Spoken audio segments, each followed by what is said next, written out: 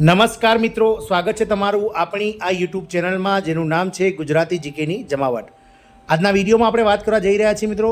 આપ સૌ જાણો છો તે પ્રમાણે લોકસભાની ચૂંટણી પહેલાં ગુજરાત રાજ્ય શિક્ષણ સંઘ, જેમાં પ્રાથમિક વિભાગ, માધ્યમિક વિભાગ અને ઉચ્ચતર માધ્યમિક વિભાગના શિક્ષકો દ્વારા પોતાની વર્ષો જૂની માંગણીઓ, જેમાં મુખ્ય માંગણી હતી જૂની પેન્શન યોજના લાગુ કરવી, સાથે જ મિત્રો 7મા પગાર પંચ અંતર્ગત ભથ્થાઓ આપવા વગેરે જેવી માંગણીઓને લઈ અને સરકાર સામે ઉગ્ર દેખાવો કરવામાં આવ્યા હતા.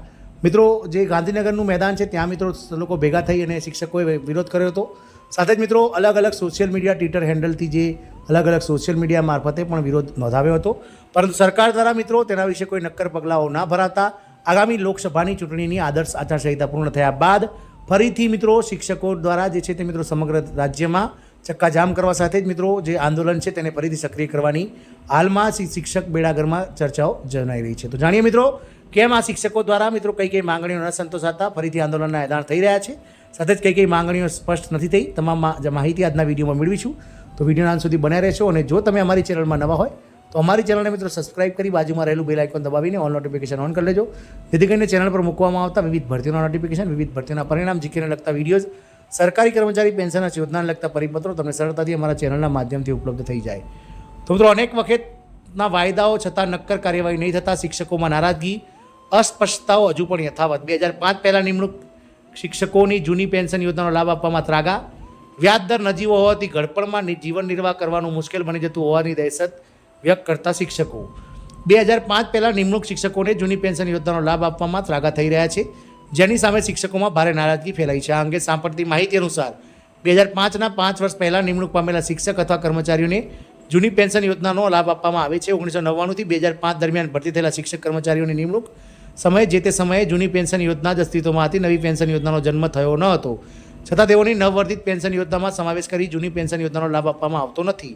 2005 પછી ભરતી થયેલ તમામ કર્મચારીઓ માટે નવી પેન્શન યોજનાનો લાભ આપવામાં આવે છે. નાણાં વિભાગ દ્વારા બહાર પડાયેલા જાહેરનામા દ્વારા નવી યોગદાન પેન્શન યોજના અમલમાં મૂકવાની વાત છે, જેમાં 2005 પહેલાં નિમણૂક પામેલા શિક્ષકોને જૂની પેન્શન યોજનાનો સમાવેશ કરવામાં આવે તેવી કોઈ બાબતનું સ્પષ્ટતા કરવામાં આવેલ નથી.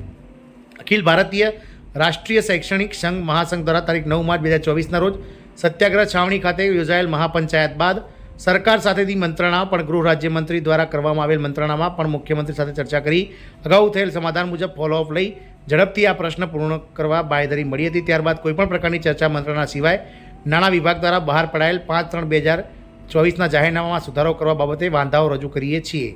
તારીખ 1/4/2005 પહેલાં નિમણૂક પામેલા શિક્ષકો તથા કર્મચારીઓને થયેલા સમાધાન મુજબ જૂની પેન્શન યોજનાનો લાભ મળે તે મુજબનો સુધારો કરવા માંગણી છે, તેમ અખિલ ભારતીય શૈક્ષણિક મહાસંઘના હોદ્દેદાર ભીખુભાઈ પટેલ અને મિતેશભાઈ ભટ્ટે જણાવ્યું હતું. નવી પેન્શન યોજનામાં શિક્ષકોને નજીવો લાભ મળતો હોવાનો કકળાટ. શિક્ષકોને નિવૃત્તિ સમયે મળવાપાત્ર રકમ નિશ્ચિત રહેતી નથી. જૂની પેન્શન યોજનાની સરખામણીએ નવી પેન્શન યોજનામાં શિક્ષકો કર્મચારીઓને નજીવો લાભ મળે છે.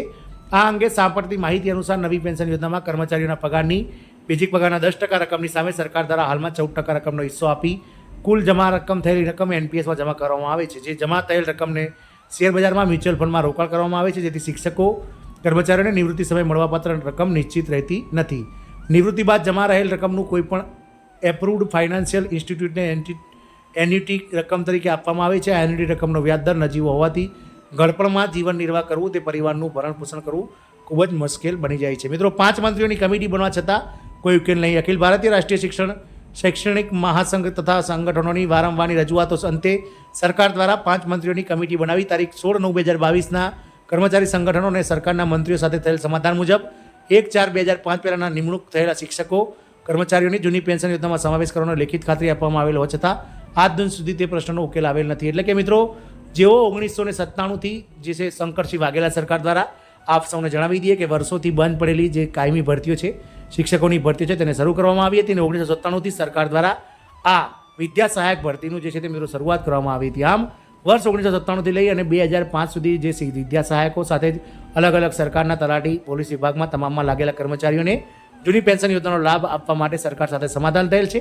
પરંતુ સરકારે આજ દિન સુધી તેનો કોઈ પણ પરિપત્ર બહાર નથી પાડ્યો અને આવી કોઈપણ જાતની લાભ કોઈપણ કર્મચારીને પણ મળેલ નથી. આથી આગામી લોકસભાની ચૂંટણી પૂર્ણ થયા બાદ અખિલ ભારતીય શૈક્ષણિક મહાસંઘ અને ગુજરાત રાજ્ય શિક્ષણ મહાસંઘ દ્વારા મિત્રો જે છે તે આંદોલનના પગલાઓ આવનાર સમયમાં મિત્રો જે છે તે આંદોલન ફરીથી મંડાણ થાય તેવા એંધાણ થઈ રહ્યા છે. સરકાર દ્વારા ચોક્કસથી મિત્રો લોકસભાની ચૂંટણી પૂર્ણ થયા બાદ આ પ્રશ્નોને લઈ અને ચોક્કસથી આ શિક્ષક સંઘ સાથે મિટિંગ કરવી પડશે, નહીં તો આવનાર સમયમાં સરકારને આનું ખૂબ જ મોટું પરિણામ ભોગવવું પડશે. તે વાતને નકારી શકાય નહીં મિત્રો. આશા રાખીશું કે સરકાર દ્વારા શિક્ષકોના ખૂબ જ લાંબા સમયના પ્રશ્નોનું નિરાકરણ આ મિટિંગના અંતે અને લોકસભાની ચૂંટણી પૂર્ણ થયા બાદ ક્યાંક ને ક્યાંક આવે. જય હિન્દ, અસ્તુ.